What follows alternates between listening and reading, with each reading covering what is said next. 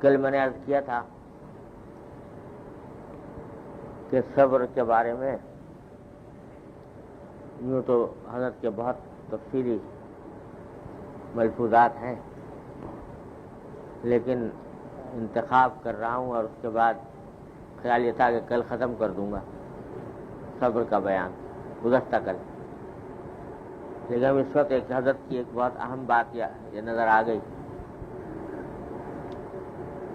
اس کا ذکر بھی بہت مناسب اور ضروری معلوم ہوتا ہے۔ اللہ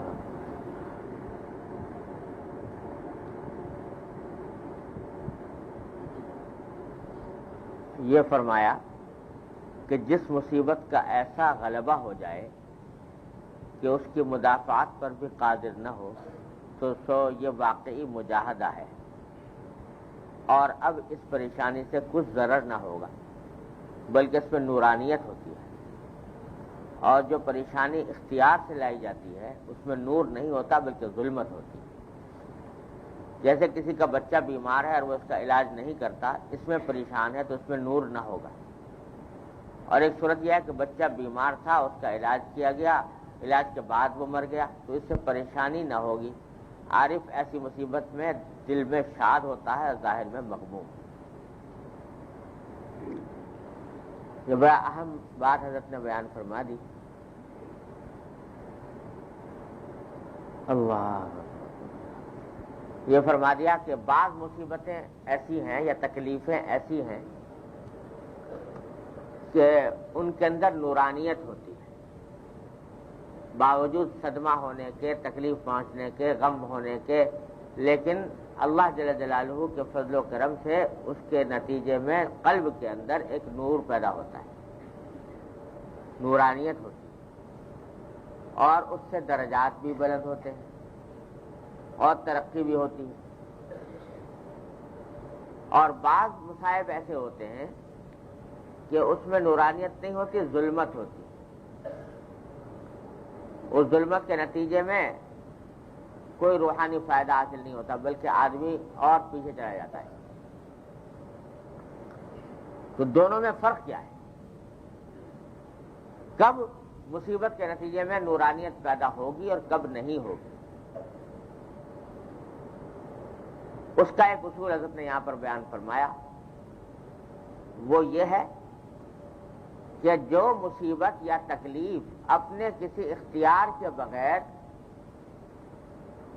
آ گئی اور اس کے مدافعت پر بھی انسان قادر نہیں، تو اس میں تو ہے، اگر جب اس پر صبر کرے گا، اس پر اللہ تعالیٰ کی فیصلے پر راضی رہے گا، راضی بالقضاء ہوگا تو نورانیت ہوگی اور اس سے درجات میں ترقی ہوگی، ثواب بھی ملے گا، دنیا کے درجات میں ترقی بھی ہوگی، سمجھے نا؟ اور ایک مصیبت وہ ہے کہ جو آدمی اپنے اختیار سے لے کے آیا خود ہی، اس کو دفع کرنا اختیار میں تھا لیکن کیا نہیں دفع، بیٹھا رہا ہاتھ پہ ہاتھ رکھے، مدافعت نہیں۔ تو یہ جو مصیبت آئی اس میں فرمایا کہ اس میں نورانیت نہیں ہے، اس میں ظلمت ہے۔ مثال حضرت نے یہ دی کہ ایک شخص کا بچہ بیمار ہو گیا، اب علاج کرنا اختیار میں ہے، بچے کا علاج کرنا اختیار میں ہے، ڈاکٹر کے پاس جائے اور جا کر اس سے حال بتائے، جو وہ دوا کہے وہ کرے، یہ اختیار میں تھا، پیسے بھی تھے، یہ بھی نہیں کہ کوئی پیسے نہیں تھے، ڈاکٹر کی فیس نہیں دے سکتا تھا، یہ دوا خرید نہیں سکتا تھا، سب کچھ تھا، لیکن سستی کے مارے بیٹھا رہا، علاج نہیں کیا۔ اب علاج نہ کرنے کے نتیجے میں اگر بچے کا مرض بڑھ گیا یا خدا نہ کرے وہ مر ہی گیا، تو یہ جو آیا صدمہ، اس کا سبب اپنے اختیار میں تھا، ایک طرح سے اپنے ہاتھوں لے کر آیا وہ یہ صدمہ۔ اس میں کہتے ہیں کہ نورانیت نہیں ہوگی، اس میں ظلمت ہوگی، کیونکہ یہ جو معمور بھی ہے یہ بھی ایک معمور بھی ہے کہ اسباب کو اختیار کرو، مشروع اسباب کو، جائز اسباب کو اختیار کرو، یہ بھی اللہ تبارک و تعالیٰ کو پسند ہے یہ بات کہ بندہ جو ہے وہ اسباب کو سے یا دنیا عالم میں اسباب بنائی اللہ تعالیٰ نے، تو اس واسطے اسباب کو بالکل ترک کرنا یہ کوئی بزرگی کی بات نہیں، اسباب کو اختیار کرنا اور پھر اللہ پر بھروسہ کرنا یہ ہے بزرگی کی بات۔ تو اس واسطے یہ جو اس نے علاج نہیں کیا، ہاتھ پہ ہاتھ رکھ کے بیٹھا رہا، تو یہ کیا ہوا؟ یہ اللہ میاں کو پسند نہ آئی یہ بات اللہ تبارک و تعالیٰ کو پسند نہ آئی۔ کیونکہ پسند نہ آئی لہٰذا اس مصیبت کے اوپر یا اس تکلیف کے اوپر جو نوریت حاصل ہوتی، جو درجات میں ترقی ہوتی، وہ نہیں ہوگی، ظلمت ہوگی، کیونکہ اپنے اختیار سے لے کے آیا۔ یہ بڑا اہم اصول ہے بیان۔ اسی طرح جس مصیبت کو آئی تکلیف غیر اختیاری، لیکن اس کو دفع کرنا اختیار میں تھا اور نہیں کیا، تو اس مصیبت میں بھی ظلمت ہوگی، نورانیت نہیں ہوگی۔ ایک شخص حملہ آور ہو گیا آپ کے اوپر اور ڈاکہ ڈالنے لگا یا آپ کو جسمانی تکلیف پہنچانے لگا، تو آپ کے اختیار میں اتنا ہے کہ اس کو مدافعت کریں، اس کی جو کچھ بھی اپنے پاس اسباب ہیں اس کو استعمال کر کے اس کا دفاع کریں، اپنا دفاع کریں، مدافعت کریں، لیکن آپ نے نہیں کی مدافعت اور خاموش ہو کے بیٹھ گئے۔ اس سے جو تکلیف آئے گی، اس سے جو صدمہ آئے گا، وہ اختیاری، تو اس میں حضرت فرماتے ہیں کہ ظلمت ہوگی، فائدہ نہیں ہوگا۔ تو بات کیا ہوئی؟ بات یہ ہوئی کہ جب کوئی تکلیف آنے لگے، صدمہ پیش آنے لگے، کوئی مصیبت آنے لگے، تو حتی الامکان انسان کوشش کرے اس کو دفع کرنے کی۔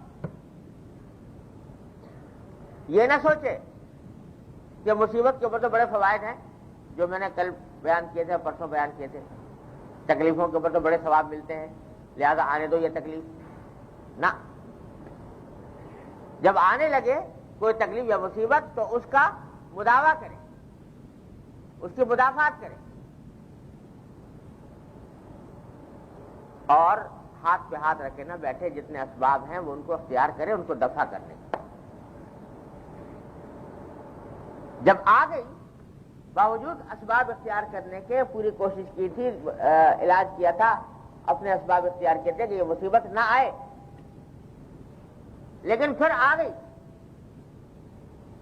پھر بے شک اس پر جو صبر کرو گے تو اس پر انشاءاللہ تعالی اجر و ثواب مرتب ہوگا۔ لیکن یہ کہ کوشش ہی نہ کرو اس کو دفع کرنے کی،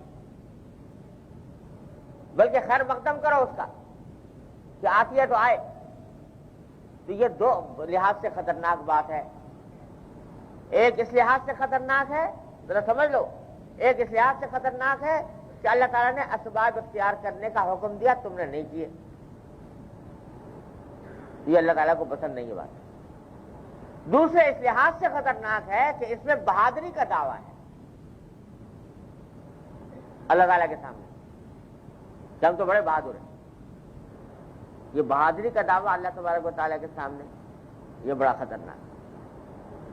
اللہ تعالیٰ محفوظ رکھے اور مسلمان کو۔ ارے وہاں تو شکستگی چاہیے، درماندگی چاہیے، اپنی کمزوری کا اظہار چاہیے، یا اللہ میں کمزور ہوں، میرے بس کا نہیں ہے، میں تحمل نہیں کر سکتا اس کا، نہ یہ کہ یہ کہے کہ میں بڑا بہادر ہوں، آ جائے جیسی مصیبت آ جائے۔ اعوذ باللہ۔ میں نے اپنے والد ماجد قدس اللہ تعالیٰ عنہ سے سنا کہ ایک بزرگ تھے، انہوں نے ایک مرتبہ کسی وقت غلبہ حال میں آ کر، یہ پتہ نہیں کس حالت میں، اللہ تعالیٰ کا ذکر کرتے تھے، اللہ تعالیٰ کا ہر وقت دھیان رہتا تھا اور اللہ تعالیٰ کی عبادت میں ایک کیف محسوس ہوتا تھا، تو کہہ گئے یہ جملہ بے زبان سے یہ نکل گیا کہ وَلَيْسَ لِي فِي سِوَاكَ حَظٌّ فَكَيْفَ مَا شِئْتَ فَاخْتَبِرْنِي۔ یہ دعویٰ کر گئے کہ اللہ آپ کے سوا کسی چیز میں مجھے حظ نہیں، مزہ نہیں، تو جس طرح چاہے مجھے آپ آزما کے دیکھ لیجیے۔ اعوذ باللہ۔ اللہ تعالیٰ کو یہ دعوت دے دی۔ تو فرماتے ہیں کہ یہ جو کہا تو اللہ بچائے پیشاب بند ہو گیا. اب مسانہ پیشاب سے بھرا ہوا ہے، تکلیف ہو رہی ہے، لیکن پیشاب نہیں ہوتا. جب کافی سب کچھ علاج کر لیے، دوا کر لی، جارو کر لی، جو کچھ تھا سب کچھ کر لیا، نہیں ہوتا. تو تنبہ ہوا کہ کیسی میں نے غلط بات کہہ دی تھی. اللہ تعالیٰ کو یہ دعوت دینا کہ اللہ مجھے آزما لیجیے اب جس طرح چاہیں. تو میں نے کتنی غلط بات کہہ دی تھی. تو تنبہ ہوا اور اپنی غلطی پر تائب ہوئے. لیکن اللہ تعالیٰ اپنے بندوں کا، خاص طور سے جو ان کے مقرب بندے ہوتے ہیں، تو ان کی پکڑ بھی سخت ہوتی ہے. کئی دن گزر گئے تھے بےتابی میں. دکھانا یہ تھا کہ تم کہہ رہے ہو کسی چیز میں حاضر نہیں، پیشاب میں حاضر ہے، تمہیں پیشاب پخانے میں حاضر ہے، اور یہ دعویٰ کہ میں کسی چیز کا میں حد نہیں اور اس کا چاہیے دعویٰ جھوٹا ہے. بعد میں بچوں سے دعائیں کرائی. بچے جو مکتب کے بچے تھے قرآن شریف پڑھنے والے، کہ بچوں خدا کے لیے اپنے یہ لفظ کہتے تھے کہ ادعو لعمکم الکذاب، اپنے جھوٹے چچا کے واسطے دعا کرو کہ اللہ تعالیٰ اس مصیبت سے نکال دے. تو جھوٹا دعویٰ کر دیا. تو یہ کہ مصیبت آ رہی ہے دفع نہیں کرتے. دفع کرنے کے جو مشروع ذرائع ہیں وہ استعمال نہیں کرتے. تو یہ ایک طرح سے دعویٰ ہے کائے کا؟ بہادری کا، کہ ہم بڑے بہادر ہیں. اللہ تبارک و تعالیٰ کی طرف سے جو بھی آئے گی مصیبت بڑے خندہ پیشانی سے برداشت کریں گے. الیاذ باللہ، کبھی یہ بہادری نہ دکھاؤ اللہ تبارک و تعالیٰ کے سامنے. وہاں تو کمزوری چاہیے، وہاں تو شکستگی چاہیے، وہاں تو یہ کہنا چاہیے کہ اللہ ہمارے بس کا نہیں ہے. ربنا لا تحملنا ما لا طاقت لنا به، یہ یا اللہ ہمارے اوپر نہ ڈالیے گا بوجھ، ہمارے اندر طاقت نہیں، ہم کمزور ہیں. اللہم انی ضعیف فقوی فی رضاک ضعفی. نبی کریم صلی اللہ علیہ وسلم یہ دعا مانگتے ہیں. اللہ میں تو کمزور ہوں. کون مانگ رہا ہے دعا؟ جس سے زیادہ طاقتور کوئی ہو نہیں سکتا. نبی کریم صلی اللہ علیہ وسلم وہ یہ دعا مانگ رہے ہیں، اللہم انی ضعیف فقوی فی رضاک ضعفی. اے اللہ میں کمزور ہوں تو مجھے میرے اپنے رضا کے کاموں میں میرے ضعف کی تقویت پیدا فرما دے. وہاں یہ مانگ رہے ہیں اللہ. اور یہ دعا مانگ رہے ہیں کہ اللہ میری کمزوری کو قوت سے تبدیل فرما دی. یہ دعا مانگ. تو اپنے کمزوری کا اظہار اللہ تبارک و تعالیٰ اللہ. اللہم لا تسلط علینا من لا یرحمنا. اے اللہ ہمارے اوپر مسلط نہ کیجیے ایسے دشمن کو کہ جو ہم پر رحم نہ کرے. یہ مانگ رہے ہیں کہ اللہ یہ دعویٰ نہیں کر رہے کہ بھائی ہم چاہے دشمن آ جائے ہم مقابلہ کرنے کو تیار ہیں. نہیں، یہ کہ اللہ نہ بھیج، مسلط نہ فرمائے. سمجھے نا؟ اسی لیے فرمایا لا تتمنوا لقاء العدو واسألوا اللہ العافیہ. دشمن سے مقابلے کی تمنا نہ کرو، اللہ سے عافیت مانگو. ہاں فإذا لقیتم فاثبتوا، جب مقابلہ ہو جائے تو ثابت قدمی کا بلا رکھو. پہلے سے تمنا نہ کرو، مانگو نہیں، اور اللہ تعالیٰ سے عافیت مانگو. تو بلکہ اگر آ رہی ہو تو دفع کرنے کی کوشش کرو. جو مشروع طریقے ہیں ان کو دفع کرنے کی کوشش کرو. تو اس واسطے مصیبت کو نہ تو دعوت دینی ہے، اللہ بچائے، نہ مصیبت کو مدافعات کرنے پر قدرت ہونے کے باوجود مدافعات میں کوتاہی کرنی ہے. مدافعات اتنی بس میں ہے وہ پوری کرو. پھر جب غیر اختیاری طور پر سارے اسباب اختیار کرنے کے باوجود، ساری مدافعات کرنے کے باوجود، دعائیں کرنے کے باوجود کہ اللہ ٹلا دیجیے مصیبت، اس کے باوجود آ گئی، اب جو صبر کرو گے تو اس صبر میں کی وجہ سے اس مصیبت میں نورانیت ہوگی، اور اس کے اندر اللہ تبارک و تعالیٰ تمہارے درجات بلند فرمائیں گے، دنیا میں بھی اور آخرت میں. اور اگر یہ نہ کیا تو پھر اسباب اختیار نہ کیے تو کیا ہوگا؟ اس مصیبت میں ظلمت ہوگی، تاریکی ہوگی، نور نہیں ہوگا. یہ بات حضرت نے بیان کی. اللہ، یہ بات ملیں گی کہیں اور باتیں یہ حضرت والا جیسی جس طریقے سے تجزیہ کر کے ایک ایک چیز کا اس طرح بیان فرماتے ہیں تو کہیں ملنا مشکل ہے. اللہ تعالیٰ نے الہام فرمائی ہے یہ بات. ایک تو یہ بات ہے. ایک دوسری جگہ پر بات حضرت نے فرمائی ہے وہ یاد آ گئی، یہاں اگرچہ مذکور نہیں ہے لیکن ہے برمحل. یہ جو ہوتا ہے کہ مصیبت بعض اوقات اپنے کسی سابق بدعملی کا انجام ہوتا ہے، بدعملی کا نتیجہ ہوتا ہے، عذاب ہوتا ہے، العیاذ باللہ، کسی بدعملی کی سزا ہوتی ہے جو مصیبت آتی ہے. تو ظاہر سزا کے اندر تو نور نہیں ہوگا، جو بدعملی کی وجہ سے آئے گی وہ سزا ہوگی، سزا کے اندر تو نور نہیں ہوتا. اور جو مصیبت کی سزا نہیں ہوتی اس کے اندر نور ہوتا ہے، اس کے اوپر صبر اور اجر ملتا ہے. تو کون سی مصیبت ایسی ہے جو عذاب ہے العیاذ باللہ، جو سزا ہے اللہ تعالیٰ کی طرف سے، اور کون سی مصیبت ایسی ہے جو سزا نہیں ہے بلکہ اللہ تعالیٰ نے تمہارے درجات بلند کرنے کے لیے بھیجی. تو اس کا حضرت نے فرق بیان فرمایا. تو فرق یہ ہے کہ جب کبھی مصیبت اور تکلیف کے آنے کے بعد اللہ جل جلالہ کی طرف رجوع میں اضافہ ہو. مصیبت آ گئی لیکن ساتھ ساتھ دعا کرنے کی توفیق ہو رہی ہے، یا اللہ دور فرما دیجیے، اور رجوع ہو رہا ہے اللہ تعالیٰ کی طرف. پہلے سے زیادہ طبیعت جو ہے وہ اللہ جل جلالہ کی طرف منیب ہے، انابت کر رہی ہے، رجوع کر رہی ہے، دعائیں مانگ رہی ہے، نمازیں پڑھ رہی ہے، نفلیں پڑھ رہی ہے، صلاۃ الحاجہ پڑھ رہی ہے. جی، تو اللہ تعالیٰ کی طرف رجوع زیادہ ہو رہا ہے. تو یہ علامت اس بات کی ہے کہ یہ مصیبت جو ہے یہ عذاب نہیں، یہ مصیبت ہے جو انشاءاللہ تمہارے درجات کی بلندی کے لیے آئی ہے، ترقی درجات کے لیے آئی ہے. کیونکہ اگر عذاب ہوتا تو رجوع کی طرف توفیق نہ ہوتی. اور وہ مصیبت یا تکلیف جس میں اللہ جل جلالہ کی طرف رجوع کم ہو جائے،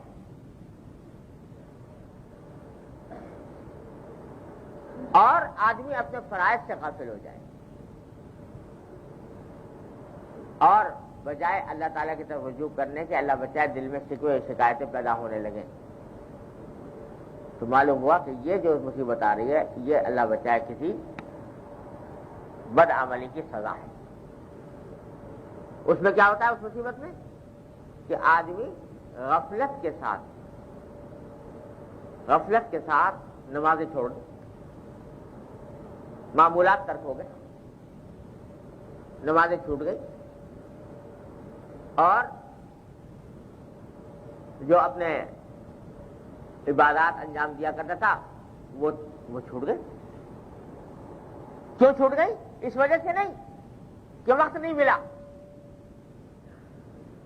یا اس وجہ سے نہیں کہ اس مصیبت کو دور کرنے کے کام میں اتنا مشغول ہوا کہ وقت نہ ملا، نہیں، بلکہ اس وجہ سے کہ اس مصیبت کے آ جانے کے بعد طبیعت پر ایک جو ہے مایوسی طاری ہو گئی ہے، ایک بے حسی طاری ہو گئی ہے، سستی طاری ہو گئی ہے، وقت مل رہا ہے مگر نہیں جاتا نماز کو، وقت جو مل رہا ہے مگر رجوع اللہ تعالیٰ کی طرف نہیں کرتا. تو یہ علامت ہے کیسی؟ یہ علامت ہے اللہ بچائے اس بات کی کہ یہ مصیبت جو آئی ہے سزا ہے لگا. یہاں یہ بات میں نے بیچ میں ضمناً کہہ دی، لیکن اس کو بھی سمجھنے کی ضرورت ہے کہ بعض اوقات معمولات ترک ہو جاتے ہیں، نمازیں چھوٹ جاتی ہیں، لیکن وہ غفلت کی وجہ سے نہیں چھوٹتی، مجبوری کی وجہ سے چھوٹتی. مجبوری ہے کہ بھئی کیا کریں، مصیبت آ گئی تھی، اب دشمن کا مقابلہ تھا تو اب اگر وہاں سے اٹھ کے نماز کے لیے جاتے تو جان جاتی، یہ مجبوری پیش آ گئی، تو اس واسطے نماز قضا ہو گئی. اس کے قضا ہونے سے کچھ نقصان نہیں، نہ اس سے درجات میں کمی آتی ہے، نہ اس سے نورانیت میں کمی آتی ہے، نہ اس سے مصیبت کے عذاب ہونے کا تاثر ملتا ہے. خود نبی کریم سرورت عالم صلی اللہ علیہ وسلم کی صحابہ کرام کی نمازیں قضا ہوئی کہ نہیں ہوئی دشمن کے مقابلے کے دوران؟ یا یہ کہ بھائی بیمار ہو گیا تھا, اب بیماری کے اندر آپریشن کرنا تھا, آپریشن تھیٹر کے اندر لیٹا ہوا ہے اور بے ہوش ہے یا وہ ہے, اس کی وجہ سے نماز چلی گئی, تو وہ چلی گئی تو اس سے کوئی انشاءاللہ فرق نہیں پڑے گا اور اس سے کوئی نورانیت میں کمی نہیں آئے گی. تو جو مجبوری کی وجہ سے چھوٹ جائیں معمولات یا فرائض تک بھی چھوٹ جائیں تو ان سے کوئی فرق نہیں پڑتا. وہ ان کا ذکر نہیں ہو رہا, یہاں ذکر ہو رہا ہے ان نمازوں کے ترک ہونے کا اور معمولات کے ترک ہونے کا جو کسی مجبوری کی وجہ سے نہیں چھوٹی, بلکہ اس وجہ سے کہ مصیبت کے آنے کے بعد طبیعت پر ایک بے حسی طاری ہو گئی, غفلت طاری ہو گئی, اللہ تعالیٰ کی طرف رجوع کا جذبہ سرد پڑ گیا. اس کی وجہ سے باوجود کہ وقت تھا, جا سکتا تھا نماز پڑھنے, قوت بھی تھی, طاقت بھی تھی, نماز پڑھنے جا سکتا, نہیں گیا, اب پڑھا رہا. ہوتا ہے نہیں بعض اوقات, یہ اللہ بچائے یہ کیفیت ہوتی ہے جب غم و صدمے کا عالم ہوتا ہے, تو بعض اوقات یہ کیفیت آ جاتی ہے کہ آدمی اچھا خاصا بڑا چنگا ہے اور اس کے باوجود نماز کو نہیں جا رہا. تو یہ علامت ہے اس بات کی کہ یہ اللہ بچائے یہ مصیبت کیا ہے, یہ سزا ہے. اور جب یہ اس کا احساس ہو جائے تو علاج بھی اس کا یہی ہے, کیا ہے کہ چاہے دل چاہ رہا ہو یا نہ چاہ رہا ہو, دل پر آرے چل رہے ہو, لیکن عبادات کی طرف متوجہ ہو جائے, اللہ جل جلالہ کی طرف رجوع کرنا شروع کرے. کسی مصیبت کے موقع پر, غم کے موقع پر, صدمے کے موقع پر اگر تم اپنا جائزہ لے کر دیکھو اور محسوس ہو رہا ہے کہ بھئی اس میں تو میرے غفلت طاری ہو گئی ہے اور میرا اللہ تعالیٰ کی طرف رجوع نہیں بحال رہا, تو اس سے خطرہ ہوا کہ یہ کیا ہے, یہ میرے لیے عذاب نہ ہو یہ مصیبت, تو فوراً اس کا علاج کرو. علاج بھی فوراً یہی ہوگا, کیا ہوگا کہ فوراً اللہ تعالیٰ کی طرف رجوع شروع کر دو. جو معمولات چھوٹ رہے ہیں ان کو شروع کر دو, چاہے تکلیف ہو, چاہے صدمہ ہو, چاہے پریشانی ہو, چاہے دل پہ آرے چلیں, کچھ بھی ہو جائے, مگر اس کو شروع کرو. نماز چھوٹ گئی, نماز پڑھو, معمولات چھوٹ گئے, وہ کرو. علاج بھی ہے, جب وہ کر لو گے تو الحمدللہ وہ اس کے اثرات مٹ جائیں گے, وہ تمہارے لیے پھر ثواب بن جائے گی. بس یہی تلاش خراش چلتی ہے اس راستے میں. مولانا فرماتے ہیں کہ اندری راہ می تراشو می خراش تا دمے آخر دمے فارغ مباد. یہ طریق جو ہے نا, یہ تصوف والا, سلوک والا, یہ کیا ہے, اندری راہ می تراشو می خراش, یہ تلاش خراش چلتی رہتی ہے. یہ مت سمجھنا کہ کسی وقت ایسے آ جاؤ گے کہ کامل مکمل ہو گئے, اب اس کے بعد کسی اضافے کی ضرورت نہیں, کوئی ترمیم کی ضرورت نہیں. نہیں, یہ تو چلے گا, ساری عمر چلے گا, یہ ساری جنم کا روگ ہے یہ کہ تراشو اندری راہ می تراشو می خراش تا دمے آخر دمے فارغ مباد. مولانا فرماتے ہیں کہ آخری سانس تک ایک لمحے کے لیے بھی فارغ ہو کر مت بیٹھنا, یہ تلاش خراش چلتی رہے. غور کرتے رہو کہ میرا طرز عمل کیا ہے, جب مصیبت آتی ہے تو کیا کرتا ہوں اور خوشی آتی ہے تو کیا کرتا ہوں. تو یہ سب تلاش خراش کرتے رہو تو انشاءاللہ تعالی. اور جب یہ بات حاصل ہو گئی, یعنی مصیبت جو ہے وہ اس میں نورانیت پیدا ہو گئی. کس بات سے پیدا ہو گئی کہ اللہ تبارک و تعالیٰ کی تقدیر پر راضی ہونے سے ہو گئی, اور اللہ تبارک و تعالیٰ نے اس کے اوپر جو اجر رکھا ہے اس اجر کے تصور سے. تو حضرت فرماتے ہیں کہ عارف ایسی مصیبت میں بھی دل میں شاد ہوتا ہے, ظاہر میں مغموم. کیا مانا کہ ظاہر اعتبار سے تو صدمہ ہے, آنسو بھی بہہ سکتے ہیں, آہیں بھی نکل سکتی ہیں, سمجھے نا, اور ظاہر کوئی دیکھے تو مغمومی معلوم ہوگا, لیکن کیونکہ عقلاً اس بات پر مطمئن ہے, عقلاً اس بات پر مطمئن ہے کہ فیصلہ انہی کا برحق ہے, مشیت انہی کی ہے, حکمت انہی کی ہے, مصلحت انہی کی ہے, جو کچھ وہ فیصلہ کریں گے فائدہ اسی میں ہے. میں کیا, میری سمجھ کیا, اور میری عقل اور فہم کیا. تو جب یہ سمجھ لے گا تو چاہے آنسو بہ رہا ہو، چاہے کچھ ہو رہا ہو، دل میں صدمہ ہو رہا ہو، لیکن ان کے فیصلے پر جب راضی ہوگا تو دل شاد ہوگا. یہ کہہ رہے ہیں دل، اس کا مطلب دل شاد ہوگا. سمجھا کہ نہیں؟ دیکھو ایک صدمہ وہ ہوتا ہے، ایک صدمہ وہ ہوتا ہے کہ آدمی کو تکلیف تو پہنچی لیکن جان رہا ہے کہ پہنچنی چاہیے تھی. یہ تکلیف، یہ کوئی غیر معمولی بات نہیں ہے. تو صدمہ تو ہوگا لیکن کم ہوگا کہ نہیں ہوگا؟ اس وجہ سے جانتا ہے کہ ہونا ہی چاہیے. آپ انجیکشن لگوانے گئے ڈاکٹر سے تو اس میں تکلیف، سوئی چبھ گئی، سوئی چبھنے سے تکلیف ہوئی کہ نہیں ہوئی؟ لیکن ساتھ ساتھ یہ بتایا کہ ہونی چاہیے، لگایا گیا تھا میں اس واسطے کہ انجیکشن لگوانا تھا. مرہم پٹی کرانے گئے اور مرہم پٹی کرانے میں وہ ڈاکٹر جو ہے وہ صاف بھی کرے گا، زخم کو کریدے گا بھی، اس کے اندر دوا بھی ڈالے گا، اس میں ڈالے گا تو مرچیں بھی لگے گی. یہ سب کرانے گئے، لگی، لیکن ساتھ دل مطمئن ہے کیا کہ بھائی ہونی تھی، اس واسطے کہ اس کے سوا کوئی چارہ کار تھا نہیں. تو ایک یہ تکلیف، اور ایک وہ تکلیف ہے کہ کسی دوسرے نے لا کے مار دیا خنجر، سمجھے نا، اور ناحق مارا، نا انصافی سے مارا، تو اس کی جو تکلیف ہوگی وہ تکلیف زیادہ ہوگی. کیونکہ خام خواہ مار دیا بیٹھے بٹھائے، ہمارا تو کوئی قصور بھی نہیں تھا، ناحق آ کے مار گیا، تو اس کی کوئی وجہ نہیں، کوئی حکمت نہیں، کوئی فائدہ نہیں، اور محض آ کے بیٹھے بٹھائے مار گیا، تو اس کی تکلیف زیادہ ہے. صدمہ تکلیف بھی ہے، تکلیف کے ساتھ یہ بھی کہ حماقت ہے یہ، اور فضول ہوا یہ کام، اور ہمارا نقصان ہو گیا، اور ناحق تھا اور ظلم تھا اور کسی کو حق نہیں پہنچا تھا، کیوں مار گیا، تو اس کی تکلیف زیادہ ہو. لیکن جب آدمی یہ سوچے کہ اس کائنات میں جو کچھ ہو رہا ہے اللہ جل جلالہ کی مشیت سے ہو رہا ہے، اس کے حکم سے، اس کے فیصلے سے ہو رہا ہے، تو اس واسطے یہ تو ہونا ہی تھا، یہ تو ہونا ہی تھا، کیونکہ ان کا فیصلہ تھا، ان کی مشیت تھی، ان کی مصلحت تھی. چاہے وہ ہماری سمجھ میں آ رہی ہو نہ آ رہی ہو، تو کیا ہوگا؟ وہ ایسے ہی ہوگا جیسے ڈاکٹر کے پاس گئے اور مرہم وہ پٹی کرانے کے لیے، اس میں تکلیف ہو گئی، اس میں بھی ہو گئی تکلیف، لیکن دل مطمئن، جہاں بھی دل مطمئن وہاں بھی. تو اس واسطے یہ عارف فرماتے ہیں، عارف کا ایسی مصیبت میں دل شاد ہوتا ہے. شاد ہونے کا معنی یہ کہ مطمئن ہے، میں ہونا ہی تھا، اور ظاہر میں مغموم، ظاہرت بات ہے، غم ہوتا ہے لیکن لا الہ الا اللہ.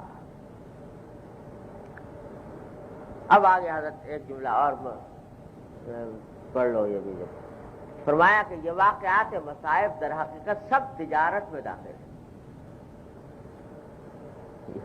یہ جتنے مصائب کے واقعات ہوتے ہیں سب کیا ہیں؟ یہ سب تجارت ہے. کیوں کہ ایک چیز ہم سے لی جاتی ہے اور اس کے بعد دوسری چیز دی جاتی ہے. تجارت میں کیا ہوتا ہے؟ پیسے ہم سے لے لیے اور چیز دے دی. بازار میں کیا یہ پیسے لیے اور ہمیں ہماری راحت کی کوئی چیز عطا فرما دی. یہی ہوتا ہے نا تجارت میں. تو کہتے ہیں اللہ تبارک و تعالیٰ بھی مصائب میں کیا کرتے ہیں کہ ایک چیز ہم سے لیتے ہیں اور دوسری چیز اس کے بدلے میں دیتے ہیں. لیتے کیا ہے؟ لیتے کیا ہے؟ راحت. مثلا جو راحت تھی وہ تکلیف میں بدل گئی، خوشی تھی وہ غم میں بدل گئی. جی تو ایک چیز لی ہم سے، راحت لی عارضی طور پر. ہمیشہ تو لیتے ہی نہیں، کبھی ہمیشہ لیں تو ہم زندگی کیسے رہیں؟ تو لے تو کبھی تھوڑی دیر کے لیے لیتے. تو وہ تھوڑی دیر کے لیے لی ہم سے، راحت لی یا خوشی لی، اس کے بدلے میں کیا دی؟ نعمتیں دی، جنت کی دی، آخرت کی دی، اجر عطا فرمایا، اور خدا نے کیا کچھ عطا فرمایا، درجات یہاں دنیا میں بھی بلند فرما دی. سمجھے نا؟ تو یہ سب کیا ہے؟ تجارت ہے. سب تجارت میں داخل ہے کہ ایک چیز ہم سے لی جاتی ہے اور اس کے عوض دوسری چیز دی جاتی ہے. اور تجارت بھی ایسی کہ نیم جاں بستانہ دو سچ جاں دے ہر، آنکھ در وحمت نہ گنجت آن دے ہر. یہ معنی فرماتے ہیں. کہ ان کی تجارت بھی ایسی ہے کہ نیم جاں بستان دو سد جاں دہت، کہ لیتا جو ہے وہ نیم جان آدھی جان، جو لیتا ہے وہ آدھی جان، اور جو دیتا ہے 100 جان، 100 جانیں دیتا ہے، تو نیم جاں بستان دو 100 جان دہت، یہ ان کا حال ہے اللہ تبارک و تعالیٰ کی رحمت کا، کہ لیتے تو ہیں تھوڑی چیز اور دیتے ہیں بہت زیادہ۔ بھائی تھوڑی سی راحت میں نے ابھی بتلایا نا کہ عارضی ہوتی ہے جو دی جاتی ہے، ہمیشہ کے چھینتے ہی نہیں کبھی بھی زندگی بھر، تو عارضی ہوتی ہے، اور اس کے بدلے میں جو نعمتیں دیتے ہیں وہ ابدی دیتے ہیں، سرمدی دیتے ہیں، نہ ختم ہونے والی دیتے ہیں۔ تو نیم جاں بستان دو 100 جاں دہت، اونچے در ہمت در وحمت نہ آیت آ دہت، ان کے در وحمت نہ گنجت آ دہت، کہ جو وہ چیز دیتے ہیں جو تیرے وہم میں بھی نہیں آ سکتی، تیرے گمان میں بھی نہیں آتی، وہ چیز عطا فرماتے ہیں۔ ایک تو یہ آگے حضرت فرماتے ہیں وہ بات جو میں نے پہلے کہی تھی، یہ صراحتاً حضرت نے کی آ گئی الفاظ میں یہاں پر، کہ علاوہ اس کے مصیبت حالن تو مصیبت ہے مگر معالن نعمت ہے، کیونکہ اس سے منافع و مصالح دینیہ و دنیاویہ حاصل ہوتے ہیں۔ ایک بزرگ کا ارشاد ہے، وہ بات جو میں نے پہلے آپ کو سنائی تھی وہ ان کے بزرگ کے ارشاد میں لفظوں میں آ گئی۔ ایک بزرگ کا ارشاد ہے کہ برسوں کے مجاہدات سے باطن کو وہ نفع نہیں ہوتا جو 1 ساعت کے حزن سے ہو جاتا ہے۔ برسوں کسی خانقاہ میں جا کے مجاہدے کرتے رہو، ریاضتیں کرتے رہو، اس سے وہ فائدہ نہیں ہوگا جتنا ایک ساعت کے غم سے ہو جاتا ہے۔ غم پڑ گیا غیر اختیاری، یاد رکھنا، غیر اختیاری غم پڑ گیا، اس غم کی وجہ سے جو ترقی ہوتی ہے درجات میں، باطن کو جو نفع پہنچتا ہے وہ سال سال کے مجاہدوں ریاضتوں سے نہیں پہنچتا۔ کہتے ہیں خاص کر ایمان کو پختگی ہوتی ہے اس حالت میں، جو امور باطنہ میں سب سے افضل چیز ہے، یہ حاصل ہوتا ہے۔ تو اس واسطے یہ عجیب چیز ہے، یہ عجیب نعمت ہے کہ مانگنے کی بھی اجازت نہیں اس نعمت سے، سمجھے نا؟ یہ نعمت مانگنے کی بھی اجازت نہیں کہ مانگو، کہتے مانگو تو عافیت، یہ مت مانگو، مصیبت مت مانگو، بلکہ اس نعمت آنے والی ہو تو دفع بھی کرو، اور اس کا اگر دفع نہیں کرتے تو بھی پکڑ ہوگی، سمجھے نا؟ دفع کرنا بھی ضروری اپنی حد تک، اس کو ہٹانے ٹلانے کے اسباب اختیار کرنا بھی ضروری، ورنہ پکڑ ہو جائے گی۔ لیکن جب آ جائے تو پھر نعمت ہے تمہارے لیے، پھر رحمت ہے، اور دنیا میں بھی رحمت اور آخرت میں بھی رحمت۔ دنیا کے اندر ترقی درجات ہو رہا ہے، دنیا کے اندر باطن کی ترقی ہو رہی ہے، باطن کے اندر فضائل حاصل ہو رہے ہیں اور رذائل فنا ہو رہے ہیں، اور آخرت میں درجات بلند ہو رہے ہیں، ثواب کے ذخیرے لگ رہے ہیں۔ جی تو یہ عجیب نعمت ہے، یہ معمہ ہے یہ کہ ایسی کون سی نعمت ہے جس کو حاصل کرنے کی نعمت ہے، رحمت ہے اللہ کی، لیکن اس رحمت کو مانگنے کی اجازت نہیں۔ یہ بھی ایک معمہ ہے کہ ایسی رحمت بتاؤ اللہ کی کہ ہے اللہ کی رحمت مگر مانگنے کی اجازت نہیں، اور آئے تو رفع کرنے کی کوشش، سمجھے نا؟ کہ اس کو وہ رفع ہو، جلدی سے جلدی دور ہو، یہ بھی ساتھ ساتھ، لیکن ہے رحمت۔ وہ کیا بات ہے کہ یہ ان کی رحمت کا ایک ایسا عنوان ہے، ایسا کرشمہ ہے اللہ تبارک و تعالیٰ کی رحمت کا، کہ اپنے بندے کو نوازنے کے لیے اللہ تبارک و تعالیٰ نے یہ ایک ایسا طریقہ اختیار کیا ہے کہ اس کی ناگواری اور اس کی تکلیف کو بھی اس کے واسطے میں جنت بنا دوں۔ یہ اللہ تبارک و تعالیٰ نے ایسی نعمت ہے۔ اللہ اکبر۔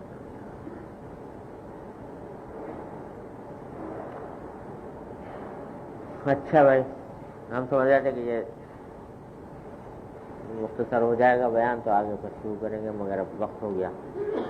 اللہ تبارک و تعالیٰ اپنی رحمت سے، اپنے فضل و کرم سے ہم سب کو علم نافع میں صالح عطا فرمائے، دین کی سمجھ توفیق عطا فرمائے۔ اللہم صلی علی سیدنا مولانا محمد وعلی آل محمد كما صلیت علی ابراہیم وعلی آل ابراہیم۔ ربنا ظلمنا انفسنا وان لم تغفر لنا وترحمنا لنكونن من الخاسرين۔ ربنا آتنا في الدنيا حسنة وفي الآخرة حسنة وقنا عذاب النار۔ اللهم ألهمنا مراشد أمورنا، اللهم ألهمنا مراشد أمورنا واعزم لنا على رشد أمرنا وقنا شرور أنفسنا يا أرحم الراحمين۔ یا ارحم الراحمین، اپنے فضل و کرم سے رحمت سے ہمارے تمام گناہوں کو معاف فرما۔ یا اللہ ہمارے اعمال و اخلاق کی اصلاح فرما۔ یا اللہ ہمیں سیدھے راستے پہ چلنے کی توفیق عطا فرما۔ اے اللہ ہر طرح کے شر سے، فتنوں سے، منکرات سے، معصیتوں سے، گناہوں سے ہمارے گھر والوں متعلقین کی حفاظت فرما۔ یا اللہ ہر طرح کے آفات و سانحات اور حادثات سے حفاظت فرما۔ اے اللہ اپنی رحمت سے، اپنے فضل و کرم سے ہمیں اپنے ساتھ خاص تعلق عطا فرما۔ اے اللہ اپنی محبت کو تمام محبتوں پر غالب فرما۔ اے اللہ اپنی رحمت سے ہر طرح کے شر و فتنے سے ہماری حفاظت فرما۔ اللہم انا نسألک من خیر ما سألک من عبدک ونبیک محمد صلی اللہ علیہ وسلم، ونعوذ بک من شر ما استعاذک من عبدک ونبیک محمد صلی اللہ علیہ وسلم۔ ربنا تقبل منا انک انت السمیع العلیم وتب علینا انک انت التواب الرحیم، وصلی اللہ تعالی علی خیر خلقہ محمد وآلہ وصحبہ اجمعین، آمین برحمتک۔